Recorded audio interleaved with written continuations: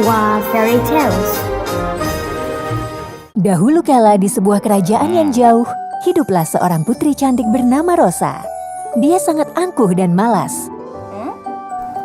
Dia tidak melakukan apapun selain berdandan. Desas-desus tentang kecantikannya menyebar ke seluruh kerajaan. Banyak pemuda dari keluarga bangsawan ingin menikahinya. Namun dengan perangainya yang ganjil, Rosa memiliki persyaratan yang aneh. Ingin menikah denganku?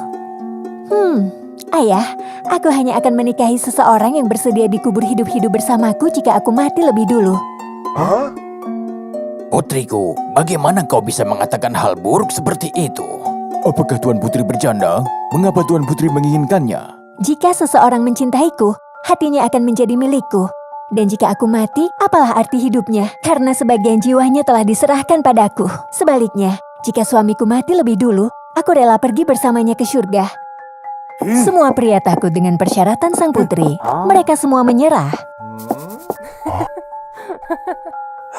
Dengan sifatnya yang tidak seperti sifat orang lain, putriku akan menanggung akibatnya nanti. Saat itu, ada seorang tabib muda bernama Leon. Dia tinggal di sebuah desa kecil yang jauh dari istana. Setiap hari dia melayani orang miskin tanpa memungut biaya sepeser pun dari mereka. Suatu hari, Leon tiba-tiba mendengar bahwa sang putri sedang mencari seorang suami dengan persyaratan yang sangat aneh. Karena telah begitu lama memiliki perasaan untuk Rosa, Leon senang mendengar kabar ini. Dikubur hidup-hidup bersamanya? Aku tidak takut. Ini hanya akan terjadi sekali seumur hidup. Jika bukan karena persyaratan yang aneh ini, mustahil bertemu dengannya. Karena sangat menyukai Rosa, Leon sepertinya tidak takut pada apapun. Dia pergi ke istana untuk melamarnya. Sepanjang perjalanan, Leon harus menghadapi sungai yang sangat berbahaya.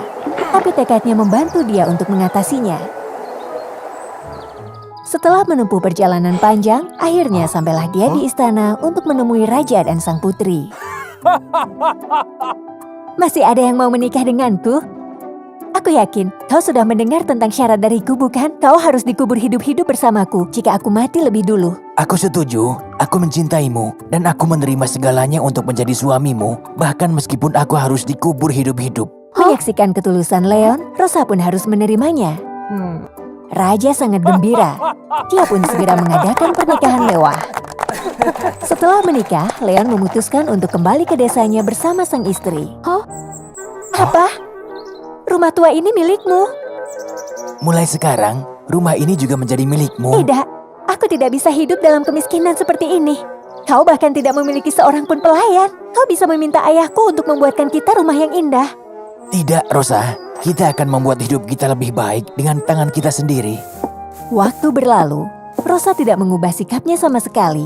Dia sangat malas, sombong, dan tidak pernah melakukan apapun. Semua pekerjaan rumah dilakukan oleh Leon. Namun justru karena kemalasan, kesehatannya jadi memburuk. Dan kemudian suatu hari, Rosa sakit parah. Leon mencoba segala cara untuk menyembuhkannya, tapi tidak berhasil. Raja segera membawanya kembali ke istana untuk disembuhkan, tapi tak ada yang bisa menyembuhkan penyakit aneh Rosa. Pada hari Rosa meninggal, Leon sangat sedih. Dia berkabung sepanjang hari di samping peti mati istrinya. Tapi Raja masih ingat janji menantunya. Leon harus dikuburkan bersamanya. Inilah yang harus aku lakukan untuk membawa kedamaian bagi jiwa putriku. Seperti yang diperintahkan Raja, Leon dan peti mati sang putri dibawa bersama-sama. Leon duduk dengan sedih di sebelah peti mati. Dia tidak minum atau makan apapun.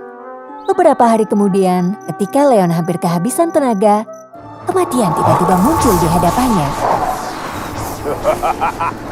Apakah kau kematian? Aku mohon, tolong bawa aku pergi. Jangan Rosa, aku rela mati untuknya. Ya, akulah kematian. Aku tersentuh oleh cintamu pada Rosa. Aku memutuskan untuk menyelamatkan hidupnya kali ini. Jatuhkan 3 tetes darahmu ke tubuhnya dan dia akan hidup kembali. Leon sangat bahagia. Dia pun meneteskan 3 tetes darahnya ke tubuh Rosa. Sungguh ajaib, ketika tetes darah terakhir jatuh di tubuh Rosa, Rosa membuka matanya dan hidup kembali. Di mana aku? Leon, Aku tidak mati. Siapa dia? Apakah dia kematian? Kau harus berterima kasih kepada suamimu. Leon tidak segan-segan memberimu 3 tetes darah untuk membawamu kembali ke dunia ini. Dia benar-benar mencintaimu. Apakah kau mencintainya? Aku bersumpah demi semua dewa, termasuk kau. Aku sangat mencintainya. Tidak apa-apa. Jika kau tidak mencintainya, kau bisa mengembalikan 3 tetes darahnya. Penjaga mendengar suara di dalam. Mereka membuka makam dan melihat sang putri masih hidup.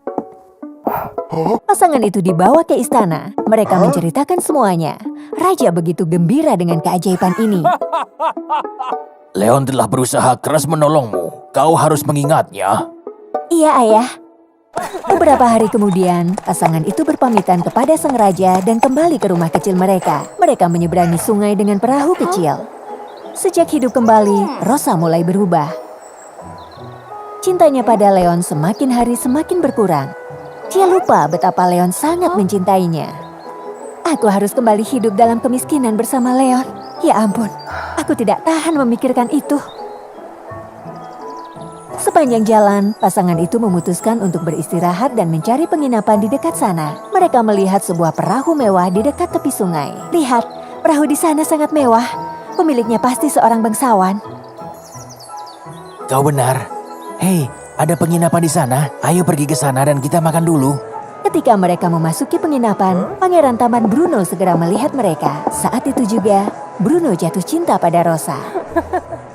Bagaimana bisa ada gadis secantik itu? Dia pasti akan menjadi milikku.